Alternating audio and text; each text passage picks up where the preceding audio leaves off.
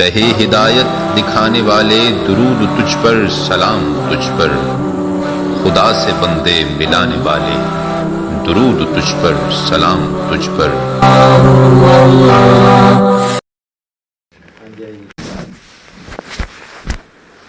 بھائی بزرگ دوستوں اور محترم دینی بہنوں، اللہ تعالیٰ نے دنیا میں بھیجا ہے اور دنیا میں رہ کے ایک دوسرے کو یاد دہانی بھی کرنا ہے اور خود عمل بھی کرنا ہے۔ ابھی ہم نے پوچھا ساتھیوں سے بھائی کیا بات کرنا ہے، کہ ہم نے دین کی بات کرنا ہے۔ دین کسے کہتے ہیں؟ اصل چیز جو ہے وہ کیا ہے؟ وہ آخرت ہے۔ اصل چیز آخرت ہے۔ سب سے اہم بات یہ ہے کہ ہماری زندگی کا مقصد کیا ہے؟ تو ہماری زندگی کا مقصد تو آخرت ہے۔ اب دنیا کے اندر جو بھیجے گئے ہیں تو کس لیے بھیجے گئے ہیں؟ آخرت کی تیاری کرنے کے لیے بھیجے گئے ہیں۔ اب آخرت کی تیاری میں کیا کرنا ہے؟ اس میں ایک تو ہے خود عمل کرنا ہے، ایک دوسروں تک بات کو پہنچانا ہے۔ آخرت کی تیاری میں خود لگنا، اس کو دین کہتے ہیں۔ آخرت کی تیاری میں لگنے کو دین کہتے ہیں، اور آخرت کی تیاری میں لگانے کو دعوت کہتے ہیں۔ ہم خود بھی آخرت کی تیاری میں لگیں اور سب کو آخرت کی تیاری میں لگانے کی فکر کریں۔ ایک صحابی تھے حضرت خالد بن سعید بن عاص رضی اللہ عنہ۔ خالد بن سعید بن عاص رضی اللہ عنہ مکہ مکرمہ میں تھے، اس وقت تک مسلمان ہوئے نہیں تھے، اپنے باپ کے ساتھ رہتے تھے۔ کہتے میں نے خواب دیکھا کہ ایک بہت بڑی ایک آگ ہے، آگ کا سمندر ہے، اس کا کنارہ نہیں نظر آ رہا، اتنی آگ ہے، اور میں اس کے کنارے پہ ہوں، اور میں نے دیکھا کہ میرا باپ مجھے اس میں دھکیل رہا ہے۔ پھر کسی نے مجھے کمر سے پکڑ لیا اور مجھے کھینچنا شروع کر دیا۔ میں نے پلٹ کے دیکھا تو وہ تو حضرت محمد صلی اللہ علیہ وسلم۔ تو بس اسی میں کہ میرا باپ اس آگ میں مجھے دھکیل رہا ہے اور حضور صلی اللہ علیہ وسلم کھینچ رہے ہیں، اس میں میری نیند کھل گئی۔ اس آگ کی دہشت، اس کی گھبراہٹ، اس کا ڈر میرے دل کی بہت، میں پریشان تھا۔ میں گھر سے باہر نکلا تو سڑک پہ راستے میں حضرت ابوبکر صدیق رضی اللہ عنہ گزرتے ہوئے دکھ گئے۔ ارے میں نے کہا یہ تو پڑھے لکھے آدمی ہیں، سمجھدار ہیں، کعبہ شریف کے پاس بیٹھ کے مقدموں کے فیصلے کرتے ہیں، ان سے پوچھوں۔ تو میں نے ان سے کہا کہ میں نے ایسا ایسا خواب دیکھا۔ تو انہوں نے کہا اس کا مطلب تو صاف ظاہر ہے، وہ آگ جہنم کی آگ ہے، اور تمہارا باپ تمہیں کفر پہ چلانا چاہتا ہے، اور جو کفر پہ چلے گا وہ دوزخ میں جائے گا۔ اور حضرت محمد صلی اللہ علیہ وسلم کلمے کی دعوت دے رہے ہیں، اور جو کلمے کو قبول کر لے گا تو وہ اس آگ سے بچ جائے گا، دوزخ سے بچ جائے گا۔ کہنے میری بات سمجھ میں آ گئی، اور میں حضور صلی اللہ علیہ وسلم کے پاس چلا گیا اور آپ کے ہاتھ پہ جا کے میں نے کلمہ پڑھ لیا، اسلام قبول کر لیا، پھر وہیں رک گیا۔ کہیں سے میرے باپ کو بھی خبر ہو گئی، تو میرے باپ نے اپنے غلاموں کو اور اپنے بیٹوں کو، میرے بھائیوں کو مجھے ڈھونڈنے کے لیے بھیجا، اور ڈھونڈتے ڈھونڈتے انہوں نے مجھے پا لیا، اور وہ مجھے پکڑ کے میرے باپ کے پاس لے گئے۔ میرے باپ نے میری بہت پٹائی کی، بہت مارا، یہاں تک کہ اپنی لکڑی میرے سر پہ توڑ دی۔ اور کہا اپنی جان کے دشمن تو بے دین ہو گیا، میں تیرا کھانا پانی بند کر دوں گا، اور میرے بھائیوں سے کہا جو اس سے تعلق رکھے گا میں اس کا بھی کھانا پانی بند کر دوں۔ میں نے کہا کہ اگر تم میرا کھانا پانی بند کر دو گے تو کوئی ایسی بات نہیں ہے، مجھے اس بات کا تو یقین ہے کہ میرا اللہ میرے لیے اتنا انتظام کر دے گا جس سے میری زندگی کا گزارا ہو جائے۔ اور میں اپنے باپ کو چھوڑ کے حضور صلی اللہ علیہ وسلم کے پاس آ گیا، تو میں باقی زندگی حضور کے پاس آ گیا۔ تو کیا ہے، آخرت جو ہے نا، آخرت وہ اصل ہے۔ کافر سمجھتا ہے کہ یہ قصے کہانی ہے، اور ایمان والا اس کو حقیقت مانتا ہے، کیونکہ سب سے بڑی حقیقت تو وہ ہے جو اللہ نے فرمائی اور اللہ کے رسول صلی اللہ علیہ وسلم فرمائی۔ دنیا کی سب باتیں غلط ہو سکتی ہیں، سب باتیں جھوٹ ہو سکتی ہیں، لیکن اللہ اور اللہ کے رسول کی بات وہ تو پکی ہے، وہ تو پکی ہے، اس کے اندر شک شبے کی گنجائش ہی نہیں۔ اور صحابہ کرام رضی اللہ عنہم کو ایسے ہی یقین تھا۔ ایک صحابیہ کا کہ بچے کا انتقال ہو گیا، حضور صلی اللہ علیہ وسلم نے تسلی دی اور فرمایا کہ تمہارا بچہ جو ہے وہ تو جنت کی کیاریوں میں کھیل رہا ہے، اور تم اگر چاہو تو میں اللہ سے کہہ کے تمہیں دکھا دوں۔ تو صحابیہ نے کہا کہ نہیں اللہ کے رسول، دکھانے کی ضرورت نہیں ہے، میری نظر تو غلط دیکھ سکتی، آپ کی زبان غلط نہیں بول سکتی، مجھے آپ کی بات پر یقین اپنی نے دیکھے ہوئے سے زیادہ ہے۔ تو صحابہ کرام رضی اللہ عنہ ایسا یقین رکھتے تھے۔ ہماری آنکھ غلط دیکھ سکتی ہے، ہمارے کان غلط سن سکتے ہیں، دنیا غلط بول سکتی ہے، مگر اللہ اور اللہ کے رسول کی بات جو ہے وہ پکی ہے۔ حضرت علی رضی اللہ عنہ یمبو گئے ہوئے تھے۔ یمبو جو ہے مدینہ شریف سے جاتے ہیں تو سمندر کے کنارے کے اوپر ہے، وہاں گئے ہوئے تھے، وہاں سخت بیمار ہو گئے، یہاں تک کہ جو ساتھ میں تھے ان کو یہ اندیشہ ہوا کہ ان کا ہو سکتا ہے انتقال ہو جائے۔ انہوں نے کہا کہ حضرت مدینے چلیے، وہاں امیر المومنین بھی ہیں، حضرت عمر رضی اللہ عنہ کا غالباً زمانہ تھا، اور صحابہ بھی ہیں، وہاں چلے۔ حضرت علی رضی اللہ عنہ فرمایا کہ تمہارا یہ گمان ہے کہ میں اس بیماری میں مر جاؤں گا، تو سن لو، میں اس بیماری میں مرنے والا نہیں ہوں، کیونکہ اللہ کے رسول صلی اللہ علیہ وسلم نے سے فرمایا تھا، اے علی وہ دن بھی کون سا دن ہوگا، کیسا دن ہوگا کہ جب تو اس امر کا والی بنایا جائے گا، یعنی امیر بنایا جائے، یہاں تک کہ یہ تیری قوم تیرے سر کے خون سے تیری داڑھی کو سرخ کر دے گا۔ اور فرمایا کہ میری موت تو شہادت کی موت ہوگی، نہ تو ابھی میں امیر بنا تو کوئی بیماری میں نہیں مرنے والا۔ تو حضور نے فرمایا وہ پکی بات۔ حضرت امیر معاویہ رضی اللہ عنہ فرماتے ہیں کہ مجھے اس دن سے یقین تھا کہ میں بادشاہ بنایا جاؤں گا، جس دن حضور صلی اللہ علیہ وسلم نے مجھ سے فرمایا تھا کہ اے معاویہ جب تو بادشاہ بنایا جائے تو لوگوں کے ساتھ احسان و سلوک کرنا۔ تو مجھے اسی دن سے یقین تھا کہ بادشاہت میرے حوالے ہوگا۔ تو صحابہ کو ایسا یقین ہوتا تھا۔ حضرت ابو ذر رضی اللہ عنہ جنگل کے اندر مدینہ شریف سے دور رہتے تھے امیر المومنین کے حکم سے، وہاں وہ تھے، ان کی بیوی تھی، اور جانور تھے، بکریاں وغیرہ، کبھی کوئی خدمت میں رہ جاتا، کبھی چلا جاتا، بیمار ہو گئے تو بیوی بیٹھ کے رونے لگی، حالت زیادہ خراب، کہ کیوں رو رہی؟ کہ نہیں میں اکیلی ہوں اور یہاں آپ کا یہ حال ہے، کوئی بھی تو ساتھ دینے والا نہیں۔ تو انہوں نے فرمایا تو محمد کرو.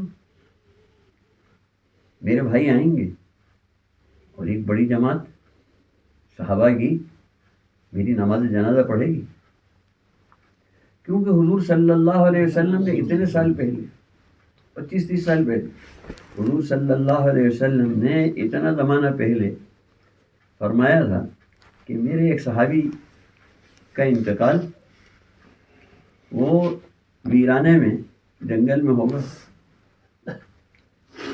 اور ہاں بلکہ یہ فرمایا تم 3 دھیکن لے، ہم تینوں میں سے فرمایا تم میں سے ایک کا انتقال جنگل میں ہوگا، اور صحابہ کی ایک بڑی جماعت اس میں شرکت کرے گی جنازے میں. تو میرے 2 ساتھیوں کا تو انتقال ہو چکا اور وہ تو شہر میں ہی انتقال ہوا، اور تیسرا تو میں ہی ہوں، اس لیے آئیں گے لوگ.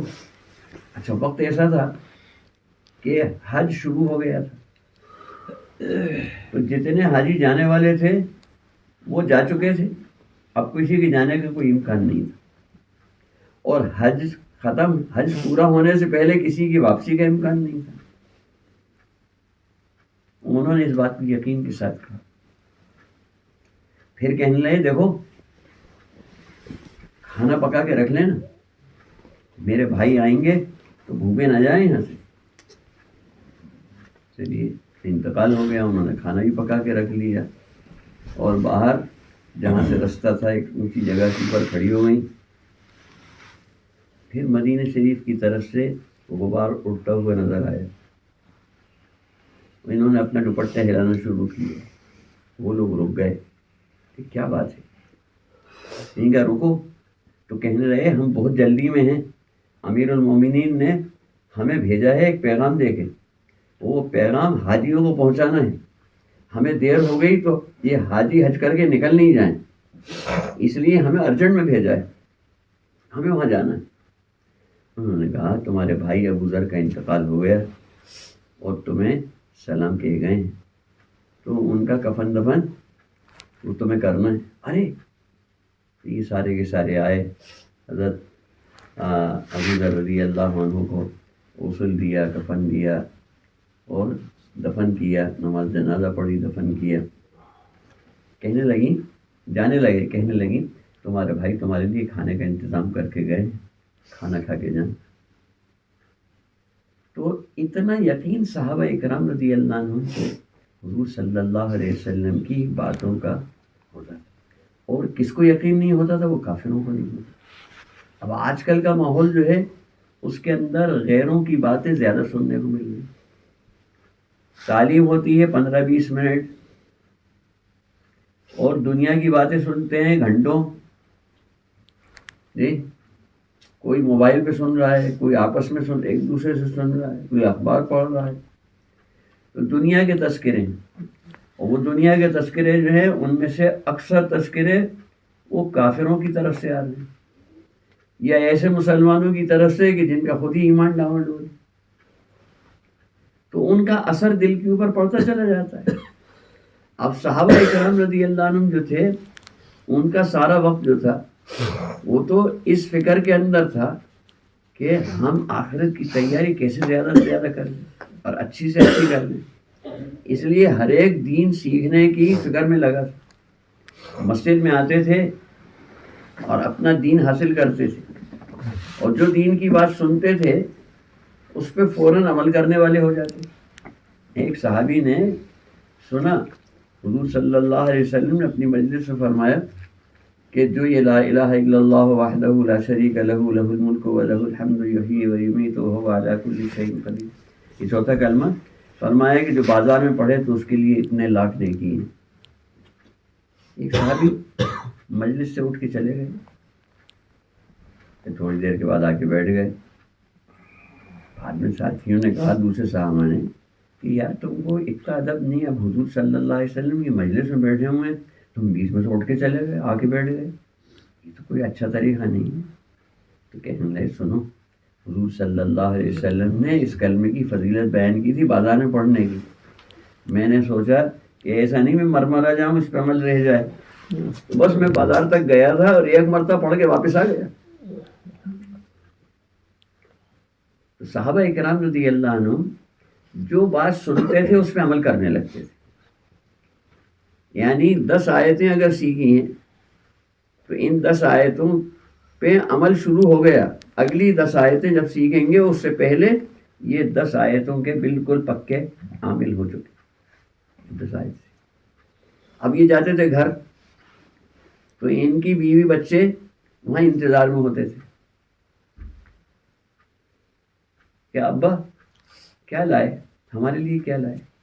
جسے آج بچے پوچھتے ہیں نا, کوئی ڈیوٹی سے واپس آتا ہے, دکان سے واپس آتا ہے, بازار گیا تو وہاں سے آتا ہے, ابا پاپا ہمارے لیے کیا لائے, بسکٹ گولی ٹافی کیا لے کے آئے.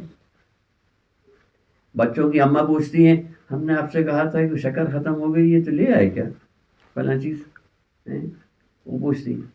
اور صحابیات اپنے آدمیوں سے پوچھتی نہیں آپ مسجد گئے تھے کیا لائے, وہ کہتے ہیں آج یہ آیتیں نازل ہوئی, آج یہ حدیث سن کے آئے, آج یہ دعا یاد کر کے آئے, آج یہ سنت سیکھ کے آئے.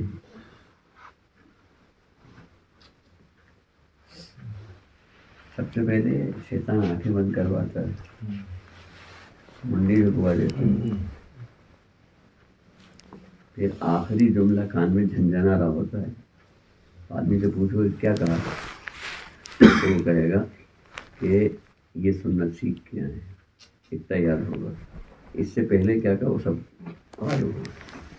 اس لیے آنکھیں کھول کے بات سنی جائے, اور نہیں کھل رہی ہو نا, جیسے چہرہ دھوتے ہیں ایسے ہاتھوں کو چہرے کے اوپر مل لو, مسل لو.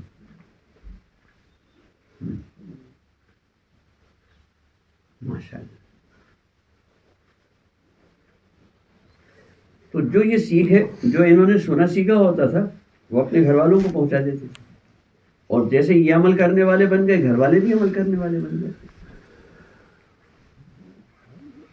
تو جتنا صحابہ کا علم تھا اتنا ہی ان کے گھر والوں کا, گھر والیوں کا, بچوں کا علم تھا, اور جتنا ان کا عمل تھا اتنا ان کا عمل تھا. صحابہ میں سے ہر ایک سیکھنے میں لگا تھا.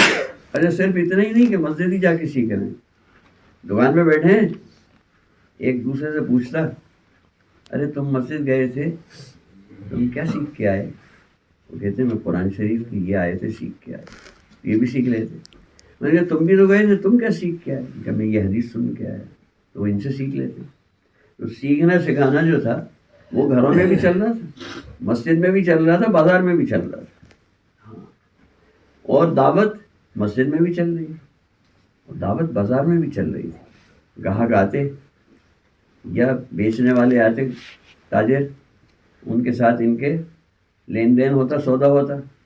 تو وہ کہتے کہ یار ہم دنیا میں بہت سی جگہ گئے اور ہم نے جگہ جگہ کے بازار دیکھے, لیکن جو بات تمہارے بازار میں ہے یہ تو ہم نے کہیں نہیں دیکھی. تمہارے اخلاق, تمہاری عادتیں, تمہاری سچائی, تمہاری ایمانداری, امانت داری, یہ کیا بات ہے. یہ ان کو دعوت دیتے اور مسجد لے جا کے مسجد کی کسی حلقے میں ان کو بٹھا دیتے. بات ان کی سمجھ میں آ جاتی, وہ اسلام میں داخل ہو جاتی. تو دعوت جو تھی وہ مسجد میں بھی چل رہی تھی اور دعوت بازار میں بھی چل رہی تھی. پھر گھر کے اندر دین کا سیکھنا سکھانا بھی تھا, سنتوں کا اہتمام تھا, گھروں میں نمازیں تھیں, تسبیح تلاوت تھی, ذکر اذکار تھے, سنتوں کی مشق ہو رہی تھی, مسجد کی طرح کا ماحول بنا ہوا تھا.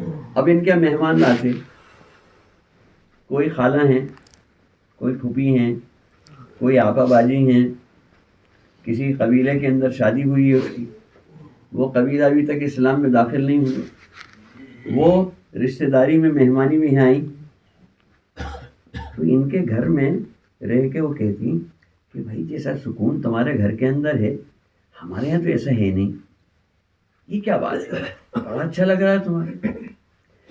تو یہ صحابہ کی بیوی بچے یہ ان کو دعوت دیتے. اب اس ماحول کے اندر دعوت دی جاتی اس کا اثر ہوتا اور وہ اسلام میں داخل ہو جاتے.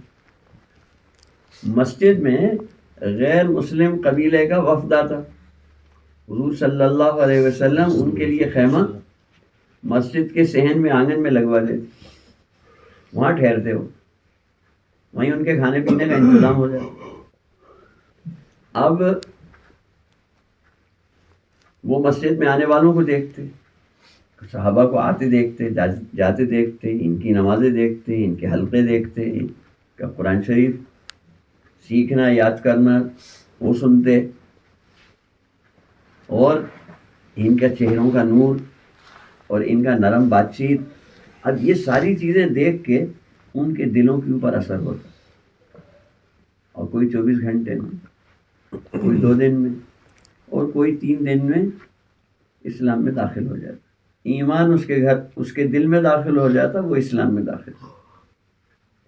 تو کیا تھا کہ دین کا سیکھنا سکھانا اور دین کی دعوت اور اللہ کی عبادت یہ مسجد میں بھی چل رہی تھی اور گھروں میں بھی چل رہی تھی، یہاں تک کہ بازاروں میں بھی چل رہی تھی، ماحول بنا تھا۔ اس ماحول میں سے گزر جانے والا جو ہے وہ بھی اثر لیے بغیر نہیں گزرتا۔ اب یہ ماحول جو ہے اپنے گھروں میں اور ہر مسلمان کے گھر میں بنانا، ہر جگہ ماحول بنے کہ اس ماحول کے اندر سب کے لیے دین پہ چلنا آسان، اور اس ماحول کے اندر سے جو گزر جائے اس کا دل متاثر ہوئے بغیر نہ رہے۔ صحابہ کرام رضی اللہ عنہ یقین کے ساتھ چل رہے، اور آج مسلمان جو ہے غیروں کے ساتھ خلط ملط ہونے کی وجہ سے آج شک شبے کے ساتھ چلنے لگا، یار کیا آخرت ہے، قبر میں کچھ ہوگا، اب پتہ نہیں، مرنے کے بعد قبر میں جا کے پتہ چلے گا، کہتے تو ہیں عالم علماء۔ آدمی شک شبے کے اندر، اس لیے کہتے ہیں آخرت کو اتنا ذکر کرو، اتنا ذکر کرو، جنت کا، دوزخ کا، حساب کتاب کا، پل صراط کا، اعمال نامے کرنے کی ترازو کا، خبر کے سوال جواب کا، ہر چیز کا اتنا ذکر کرو، اتنا ذکر کرو کہ لوگوں کے کان بھی اس سے آشنا ہو جائیں اور اس کا یقین کہہ کہ ہمارے دلوں میں اتر جائے۔ اس لیے سب سے زیادہ اہم جو ہے وہ انفرادی دعوت ہے، ایک ایک کو بیٹھ کے سمجھایا جائے، ایک بیان کرنا، یہ انفرادی دعوت۔ اب مستورات کی جماعت ہے، جو آنے والی آئیں، دیکھنے بھی آئیں، گاؤں میں جائیں گی تو وہ آئیں گی بستی والی، ارے جماعتیں آئی ہیں کیسی ہوتی ہیں، دیکھنے ہی آئیں، جو بھی ہم سے ملنے آئے یا جو ہمارے ہاتھ لگ جائے، چاہے 2-4 ہوں چاہے کوئی اکیلی ہو، ان سے بیٹھ کے دعوت کی بات کرنا، ایمان کی بات کرنا۔ ارے آنکھیں تو کھولو، ہاں بھئی یہاں تو ہمیں دکھ رہے ہیں تو ہم کہہ دیتے ہیں، اور مستورات میں کسی کی آنکھیں بند ہو نا تو آزو بازو والی ذرا ان کو ہوشیار کر دو، یہ شیطان سب سے پہلے آنکھیں بند کراتا ہے، پھر منڈی جھکا دیتا ہے، پھر بعضوں کے تو خراٹے جاری ہو جاتے۔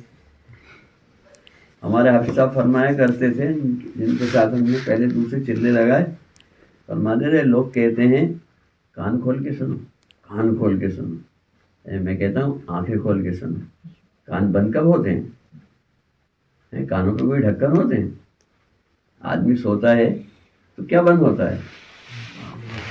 آنکھیں بند ہو جاتی، سنائی دیتا ہے سونے والے کو؟ سنائی بات نہیں دیتی۔ تو معلوم ہوا کہ کانوں کا کھٹکا جو ہے نا، سوئچ، کانوں کا سوئچ وہ آنکھوں میں ہے، جب آنکھیں بند ہو گئیں تو کانوں کا کام بھی بند ہو گیا۔ یہ کہتے ہیں آنکھیں کھول کے سنو، کہنے والے کو۔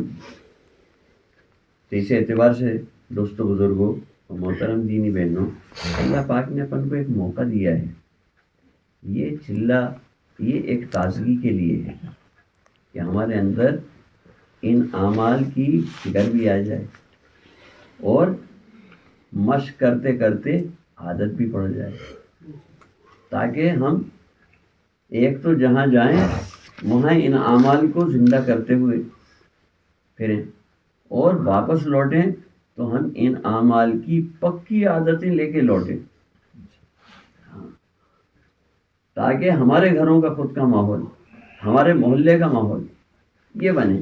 یعنی ہماری فکر یہ ہو کہ ہمارے گھر میں تو اعمال زندہ ہوں ہی ہوں، لیکن آس پاس کے جتنے محلے کے گھر ہیں ہر گھر میں یہ تعلیم، یہ قرآن پاک کا سیکھنا، یہ حدیث شریف کا سننا، یہ 6 نمبر کی دعوت،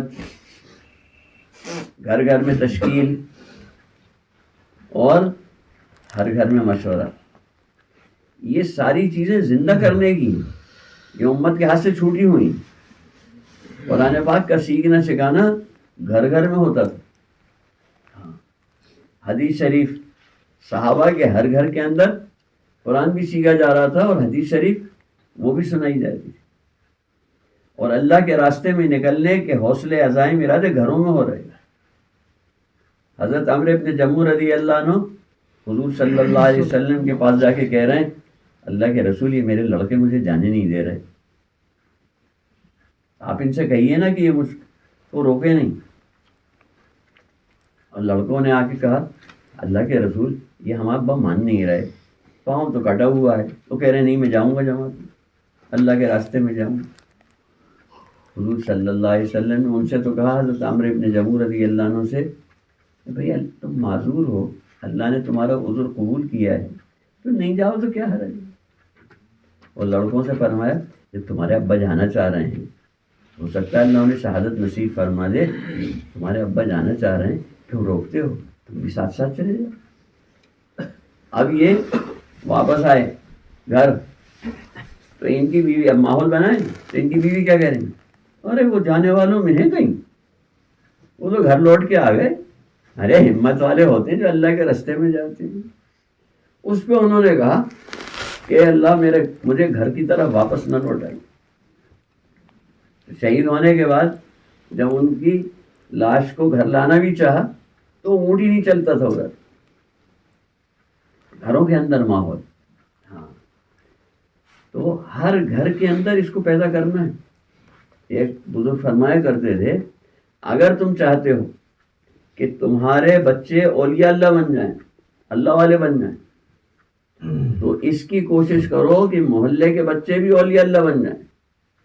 اور اگر تم نے یہ نہیں کیا تو تم تو اپنے بچوں کو اولیاء اللہ بنانے کی فکر میں لگے ہوگے اور محلے کے بچے تمہارے بچوں کو اولیاء اور شیطان بنا ڈالیں گے. کیونکہ کھیلنا کودنا ہے، ملنا جلنا یہ سب انہیں سے. اس لیے آس پاس کے اندر ہر جگہ پہ ماحول بنائے دعوت کا، دین کا، اعمال کا، سنتوں کا. سنتوں میں عزت نظر آنے لگے، سنتوں میں عزت نظر آنے لگے. ابھی تو شوق جو ہے نا وہ تو فیشنوں کے بنے ہیں کہ آج کل یہ چل رہا ہے، آج کل لمبا کرتا چل رہا ہے، آج کل چھوٹا چل رہا ہے، آج کل چوڑا دامن چل رہا ہے، آج کل ایسا چل رہا ہے، آج کل بغیر چاک کے کرتے چل رہے ہیں، آج کل بڑے چاک کے ہیں. مطلب دنیا ہمیں گھما پھرا رہی ہے، سلے فورا بنا لیا کہ ادھر کا جھٹکا مارا تو ادھر ہو گئے، ادھر کا جھٹکا مارا تو ادھر ہو گئے. تو کچھ اپنا بھی تو ہو کہ لے فیشن ہے آج کل کا. ارے تو فیشن کون لے کے آیا؟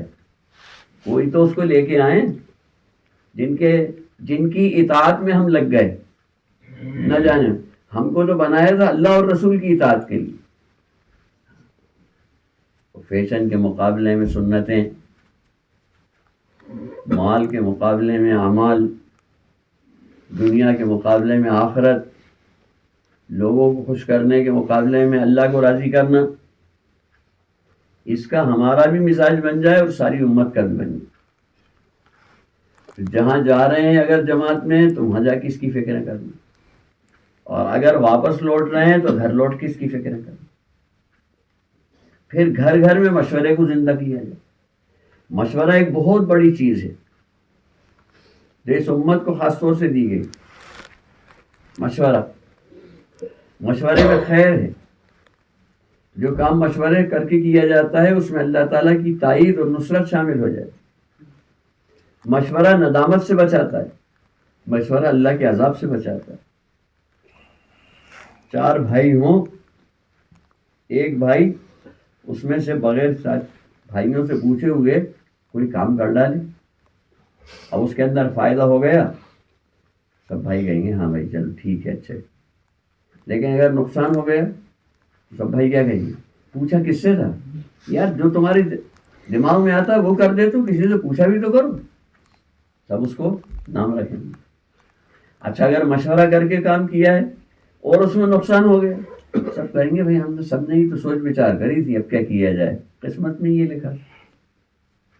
مشورہ ندامت سے بچاتا، مشورے سے خیر آتی، مشورے میں اجتماعیت پیدا ہوتی، جوڑ پیدا ہوتی۔ اور مولانا سعید خان صاحب رحمۃ اللہ علیہ فرماتے تھے آج کے زمانے میں امت کے ہاتھ سے مشورہ چھوٹ گیا، اس لیے بڑا سے بڑا آدمی بھی، بڑے سے بڑا پڑھا لکھا اور عالم، وہ اپنے دماغ سے ایک پلان بناتا ہے، پھر قوم کے سامنے پیش کرتا ہے، میں نے اس کے بارے میں یہ سوچا ہے، ایسے کرو، تو مشورہ نہیں۔ اب اس کے ذریعے سے، اس کام کے ذریعے سے جو چیزیں زندہ کی جا رہی ہیں ان میں سے ایک مشورہ بھی ہے۔ جماعت میں مشورہ، مسجد میں مشورہ، گھر میں مشورہ۔ ہاں ابھی تو مشورہ اتنا ہی ہے کہ بھائی کل کتاب کون پڑھے گا، اور کل 6 نمبر کی دعوت کون دے گا، اتنی سی بات۔ لیکن اس مشورے کو تو وسعت دینا ہے، ہمارے سارے کام مشورے سے ہونے لگے۔ حضرت جی رحمۃ اللہ علیہ فرماتے تھے کام کرنے والے وہ ہیں کہ جن کے سارے کام مشورے سے ہوں، دینی بھی دنیاوی بھی۔ کام کو اپنے ذمے سمجھیں، دوسروں کو اپنا معاون و مددگار سمجھیں، جو جتنا کرے اس کا شکر ادا کریں، نہ کرنے پہ تان نہ کریں، اعتراض نہیں کریں، نام نہیں رکھیں۔ خود زیادہ بھی کریں تو اس کو بھی کم سمجھیں کہ پتہ نہیں قبول بھی ہوا کہ نہیں، اخلاص بھی ہے کہ نہیں، اور دوسرے کے تھوڑے کو بھی زیادہ سمجھیں۔ بھائی دین کی محنت کا یہ کام، دعوت کا کام، سارے دینی کاموں میں سب سے اونچا ہے، یہ ٹھیک ہے، لیکن میرے سے قبول بھی ہو گیا تو جب ہے، خدا نہ خواستہ قبول نہیں ہوا تو کچھ بھی نہیں، پھر تو تنخواہ لے کے مسجد کی جھاڑو لینے والا، اس کا اگر عمل قبول ہو گیا تو وہ بھی ہم سے آگے بڑھ جائے گا۔ کام سب سے اونچا ہے، لیکن ہمیں فائدہ جب پہنچائے گا جب قبول ہو جائے۔ وہ یہ مشورے کو گھر گھر میں زندہ کرنا۔ ایک ساتھی کہنے لگے ایک ملک کے، بہت سے بچے بھی ہیں ماشاءاللہ، کہنے لگے ہمارے روز مشورہ ہوتا ہے، ہم طے کرتے ہیں کہ بھائی کتاب کون پڑھے گا، 6 نمبر کون کہے گا، اچھا چادر کون بچھائے گا۔ ہم نے کہا چادر؟ کہنے ہاں، جیسے نماز کے لیے جانماز ہوتی ہے ایسے ہم نے تعلیم کے لیے چادر بنا رکھی ہے۔ جانماز بچھا کے جس طرح سے اہتمام آ جاتا ہے نا کہ اب نماز ہو رہی ہے، ایسے ہی جب ہم چادر بچھاتے ہیں تو اس کے اندر بھی اہتمام آتا ہے، بھئی چادر تعلیم کی بچھ گئی، تو 2 بچے لا کے چادر بچھا دیتے، ایک بچے کے ذمہ کتاب لانا ہو گیا، ایک بچے کے ذمہ مجمع جوڑنا ہو گیا۔ کہنے لگے ایک چھوٹی بچی کا طے کر دیا کہ بھائی مجمع جوڑ، تو اب وہ پورے گھر میں، کچن میں اماں ہیں تو وہاں جا کے تعلیم تعلیم، باہر بچے کھیل رہے ہیں تو تعلیم تعلیم، تو سارے گھر کو مشغول کر لیے۔ پھر بعض ساتھیوں نے کہا کہ ہمارے یہاں تو اب ہر کام جو ہے مشورے سے ہونے لگے۔ بچوں کو اسکول میں بچے کو داخل کرنا ہے کہ آؤ بھائی مشورہ کرنا ہے، بچی کا پیغام آیا ہے تو ان کا آؤ بھائی مشورہ کرنا، مشورے سے ہر چیز طے ہو، مشورے سے، یہاں تک کہ کھانا کیا پکے گا کہ اس کا بھی مشورہ کرنا، سب کی رائے ہو گئی، کھانا، اور پھر فیصلہ ہو گیا مشورے سے۔ یعنی کہ گھر کے کام بھی مشورے سے بانٹتے ہیں کہ بھائی آٹا کون گوندے گا، روٹی کون ڈالے گا، برتن کون دھوئے گا، سب چیزیں مشورے سے۔ یہ مشورے کو تو عادت میں لانا ہے، مشورے کو پھیلانا ہے، یہ بہت بڑی خیر ہے جو اسی مشورے کی برکت سے تو اذان ملی ہے جو پچھلی امتوں میں کسی کو نہیں ملی۔ حضور صلی اللہ علیہ وسلم نے فرمایا اذان کا کیا مقام ہے، فرمایا جب قیامت کے دن لوگ قبروں سے اٹھیں گے تو کسی کے بدن پہ کپڑے نہیں ہوں گے. سب سے پہلے میرے باپ حضرت ابراہیم علیہ السلام کو لباس پہنایا جائے، پھر مجھے لباس پہنایا جائے، پھر میری امت کے اذان دینے والوں کو لباس پہنایا. اذان دینے والے اونچے مقام کے اوپر بٹھائے جائیں گے کہ ان کی گردنیں دور سے نظر، ان کی منڈیاں دکھیں گی. یہ اذان والے بیٹھے مشورے کی برکت سے. تو مشورے کو گھر گھر میں عام کرنا، اور تعلیم کو گھر گھر میں عام کرنا، اور دعوت کو گھر گھر میں عام کرنا، اور عبادت کو گھر گھر میں عام کرنا، اور سیکھنے سکھانے کو گھر گھر میں عام کرنا. ہر ایک سیکھنے کے پیچھے پڑ جائے. وہ ہے تعلیم کا موضوع ہی ہے کہ فضائل اعمال کے ذریعے دین کی سچی طلب پیدا ہو جائے. پھر پوچھنے لگے، پوچھ کے کریں. اور قربانیوں کو بڑھانا ہے، قربانیوں کو بڑھانا ہے. اب خود تو جانا ہوگا 3 سال میں 1 مرتبہ چلنے کے لیے، بیچ کے سالوں میں 1 عشرے کے لیے، ہر تیسرے مہینے میں 3 دن کے لیے. لیکن اپنے مردوں کو قربانی میں آگے بڑھانا ہے کہ بھائی مرکز میں یہ بھی تو کہا جا رہا ہے کہ ہر مہینے کے 10 دن دو. آپ تو 3 ہی دن لگا کے آ جاتے. بھائی کم سے کم 6 دن تو کرو. مہینے میں 1 مرتبہ مردوں کی جماعت میں چلے جاؤ مسجد کی لے کے، پھر 1 مرتبہ مستورت کی جماعت میں چلے جاؤ. 1 مہینے ہم چلیں گے، 1 مہینے امی کو لے جانا، 1 مہینے فلاں کو لے جانا. ہر آدمی مہینے میں 2 مرتبہ بھی اگر 3 دن لگائے، 1 مہینے کے اندر اہلیہ کو لے گئے، 1 مہینے میں والدہ کو لے گئے، تیسرے مہینے میں شادی شدہ بیٹی ہے یا بہن ہے یا خالہ یا پھوپھی تو ان کو لے گئے. پھر چوتھا مہینہ آیا تو پھر گھر والی کو لے گئے، اہلیہ کو لے گئے. تو سب کے 3 مہینے میں 3 دن بھی لگتے جائیں گے، اور سب کا وقت بھی لگے گا. اور آپ کے ذریعے سے 3 مہینے میں 15 نئے جوڑوں کا وقت لگ جائے گا. اس میں اہلیہ کو لے گئے اور 5 جوڑے اور لے گئے، اس میں والدہ کو لے گئے اور 5 جوڑے اور لے گئے. تو 3 مہینے میں 15 لوگوں کا وقت آپ کے ذریعے سے لگ جائے. تو قربانی میں ان کو آگے بڑھائیں. کہہ رہے بھائی ہم تو مرکز میں سن کے آئے کہ صحابہ اکرام تو میں سے بعض تو وہ تھے جنہوں نے پورا ٹائم مسجد کو دے دیا تھا، بعض وہ تھے جن کا آدھا ٹائم مسجد کا تھا، اور سب سے کم یہ تھا کہ 8 گھنٹے 1/3 کا ٹائم جو تھا وہ مسجد کا. یعنی 24 گھنٹے میں سے 8 گھنٹے کمائی کے، 8 گھنٹے گھر کے، 8 گھنٹے مسجد کے 8 گھنٹے، کاروبار کے 8 گھنٹے، اور گھر کے 8 گھنٹے. یہ صحابہ کی نیچے کی ترتیب تھی. اب اس وقت 1/3 کے بجائے کہہ رہے ہیں کہ بھائی کم سے کم 10واں حصہ تو ہو، 2.5 گھنٹے. اور 2.5 گھنٹے تو عام مسلمانوں کے لیے، اور جو وقت لگا رہے ہیں اور ماشاء وہ تو ان کے لیے اس سے زیادہ ہے. 5-6 گھنٹے لگائیں، 8 گھنٹے لگائیں. اور جن بہنوں نے ماشاءاللہ چلے لگائے ہیں وہ تو اپنے گھر والوں کو بھیجے مسجد 8 گھنٹے کے لیے کہ بھائی 8 گھنٹے مسجد میں لگا. ایک وقت میں نہیں لگا سکتے تو 4 گھنٹے صبح میں لگا دو، 4 گھنٹے شام میں لگا دو. پھر محلے کی فکریں ان سے کرائیں. جہاں جا رہے ہیں وہاں والوں کو بھی اس پہ تیار کرنا، وہاں کی عورتوں کو تیار کرنا کہ تم اپنے میاں کی تشکیل کرو، اپنے بچوں کی تشکیل کرو.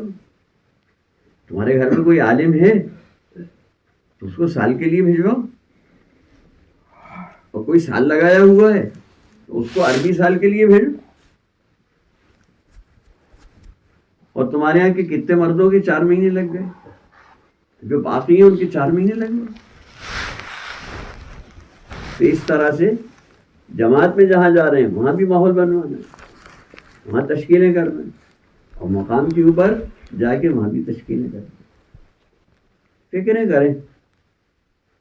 وہ بتا رہے تھے ایک بزرگ انتقال ہو گیا ان کا، فرمانے لگے کہ ہمارے یہاں کراچی میں ایک صاحب، ان کی بیوی ماشاءاللہ وقت لگائے ہوئے تھے، کئی چلے لگا چکے، اور وہ اپنی ڈیوٹی یا کاروبار سے مشورے میں گئے، پھر گھر آئے تو ان کی بیوی نے کھانا نکالا، دسترخوان بچھایا، وہ بیٹھے دسترخوان پہ تو ان کی بیوی نے پوچھا آپ مشورے میں گئے تھے، آج مشورے میں کیا ہوا؟ تو انہوں نے کہا کہ فلاں ملک کا، کسی افریقی ملک کا یا فرانس کا، کہاں کا بتایا کہ فلاں ملک کا تقاضا آیا تھا مستورات کی جماعت کا۔ ان کی بیوی نے کہا کہ وہ جماعت بن گئی؟ کہ نہیں ابھی جماعت تو نہیں بنی۔ تو وہ کہنے لگی کہ ابھی تقاضا پورا نہیں ہوا، جماعت نہیں بن پائی، تو کیا آپ کھانا کھاؤ گے؟ ان کا پھر تو کہنے لگی اپن دونوں بیٹھ کے سوچیں کہ اس تقاضے کے اوپر اس جماعت میں کون کون جا سکتا۔ کہنے لگے انہوں نے دونوں نے بیٹھ کے اس کے بارے میں رائے کری، تو ان کی بیوی بھی وقت لگائی ہوئی تھی، وقت لگائی ہوئی بہنوں کو بھی جانتی تھی، تو رائے مشورہ ہو کے آخر میں 5 نام 5 جوڑوں کے تجویز ہوئے کہ یہ ایسے ہیں کہ یہ جا بھی سکتے ہیں اور وہاں پر مفید بھی رہیں گے۔ میں نے کہا ٹھیک ہے، اب کل مشورے کے اندر جائیں گے تو کل مشورے میں یہ ناموں کی رائے پیش کر دیں گے۔ پھر کھانا کھایا، رات گزر گئی، صبح وہ اپنے کام پہ چلے گئے۔ اب وہاں سے شام کو مشورے میں آنا، اب یہ مشورے کے لیے چلے تو رستے میں بس سے آنا تھا، گائے سے ٹرافک تھا، اس میں دیر ہو گئی۔ جب یہ پہنچے تو مشورہ ہو چکا تھا، ختم ہو گیا، اور نماز کی تیاری ہو رہی تھی، لوگ وضو کے لیے اٹھ چکے تھے۔ تو ان کو بڑا افسوس ہوا کہ ہم 5 نام لے کے آئے تھے اور وہ رکھتے تو جماعت کی تشکیل ہوتی۔ تو انہوں نے ایک ساتھی سے پوچھا ارے بھائی وہ فلاں ملک کا جو تقاضا آیا تھا وہ آیا مشورے میں آج؟ ہم نے کہا ہاں۔ تو پھر کہنے جماعت بن گئی۔ تو کون کون ہوا؟ تو جو رات کو میاں بیوی نے بیٹھ کے 5 جوڑوں کے نام سوچے تھے وہی کے وہی طے ہوئے۔ یہ فکریں جو ہے نا یہ رنگ لاتی ہیں، اس لیے گھروں کے اندر بھی ان فکروں کو لیے ہیں۔ آپ حضرات جب اپنے مشوروں سے مسجد سے گھر جائیں یا شہر کے مشورے سے گھر جائیں تو گھر والیوں کو بتائیں کہ کیا ہوا، اور بہنیں جو ہیں نا جب یہ آئیں تو ان سے پوچھو کہ بھائی آپ مشورے میں گئے تھے وہاں کیا ہوا؟ ارے آپ اجتماع میں گئے تھے آج وہاں کیا کہا گیا، کیا بیان ہوا، کیا تشکیلیں ہوئیں؟ یعنی یہ نہیں ہے کہ مرد کرتے رہیں اور ہم تو دعائی کر لیں گے، نہیں، فکروں کے اندر پوری طرح سے شریک ہونا ہے، ٹھیک ہے انشاءاللہ، اور قربانیوں کو بڑھانا ہے۔ مولانا یوسف صاحب رحمۃ اللہ علیہ فرماتے تھے زندگی میں 1 مرتبہ 4 مہینے، ہر سال میں کم سے کم 1 چلہ، ہر مہینے میں 3 دن، ہفتے کے 2 گشت، مسجد کی گھر کی تعلیم، نمازوں کا اہتمام، صبح شام کی تسبیحات، قرآن پاک کی تلاوت، اور یہ سب اعمال جو ہیں اور لایانی سے بچنا، یہ اپنے ایمان کی حفاظت کے لیے ہیں۔ جو اتنا بھی کرتا رہے گا تو زندگی میں دین آتا چلا جائے گا اور انشاءاللہ خاتمہ ایمان کے اوپر ہوگا۔ فرمایا یہ اپنی ذاتی حفاظت کے لیے ہے۔ پھر فرمایا اور جو یہ چاہے کہ اللہ تعالیٰ اس کو ذریعہ بنائے دنیا میں ہدایت کے پھیلنے کا، اس کے لیے اس سے آگے کی ترتیب ہے کہ ہر سال کم سے کم 4 مہینے، اور جب مقام پہ رہے تو آدھا دن مسجد کا، آدھا کاروبار کا، آدھی رات مسجد کی اور آدھی گھر بار کی۔ اونچی نیتوں کے ساتھ، اونچی ارادوں کے ساتھ، بلند حوصلوں کے ساتھ چلنا ہے، ٹھیک ہے انشاءاللہ۔ اب آپ سب کے سب جو ہے بیرون کی جو نیت کری لو انشاءاللہ، جو اللہ کے راستے میں جا رہے ہیں وہاں مان کے آنا۔ اللہ کے راستے میں دعائیں قبول ہوتی ہیں نا نبیوں کی طرح، وہاں مانگ کے آؤ کہ اللہ تعالیٰ سارے عالم کے لیے قبول فرمائے. اب 5 مہینے لگا کے آؤ، پھر گھر والیوں کو ان کو بھی لے جاؤ 2 مہینے کے اندر، 2 مہینے کی بیرون کی جماعت کی. ٹھیک ہے انشاءاللہ. اور جو چلہ لگا کے آ گئے ہیں تو دیکھو عمل جب پورا ہوتا ہے تو دعا قبول ہوتی ہے. نماز کے بعد دعا قبول ہوتی ہے، روزے میں افطار کے بعد دعا قبول ہوتی ہے، رات ختم ہو رہی ہے تہجد کے بعد دعا قبول ہوتی ہے، رمضان ختم ہو رہے ہیں شب قدر میں دعائیں قبول ہوتی. تو چلہ پورا ہوا ہے تو یہ دعا کی قبولیت کا وقت. اس وقت میں خوب اللہ تعالیٰ سے مانگ کے اپنے آپ کو قبول کرا لیا جائے تو انشاءاللہ پھر ملکوں میں بھی جا کے کام کریں. ٹھیک ہے نا انشاءاللہ؟ تیار ہیں سب انشاءاللہ؟ بہنیں بھی سب تیار ہیں نا؟ اللہ تعالیٰ قبول فرمائے ہیں. اور تیار ہیں اپنے میاں کے نام لکھ کے کہ ہم نے یہ ارادہ کر لیا انشاءاللہ یہ بیرون جائیں گے، ان کے نام لکھ کے اور بھیج دینا یہ یہاں کی جماعت کے پاس، نصرت جماعت کے پاس، کہ فلاں جگہ کی سہارنپور کے فلاں فلاں نے طے کیا اور بمبئی کی فلاں فلاں بہن فلاں صاحب کی اہلیہ نے طے کیا کہ ہم اپنے میاں کو بھیجیں گے. 5 مہینے کے لیے ان کو تیار کر کے بھیجو انشاءاللہ. اللہ کے دین کے تقاضے ساری دنیا میں بہت ہیں. ٹھیک ہے انشاءاللہ. اللہ تعالیٰ قبول فرمائے، آسان فرمائے، مدد فرمائے.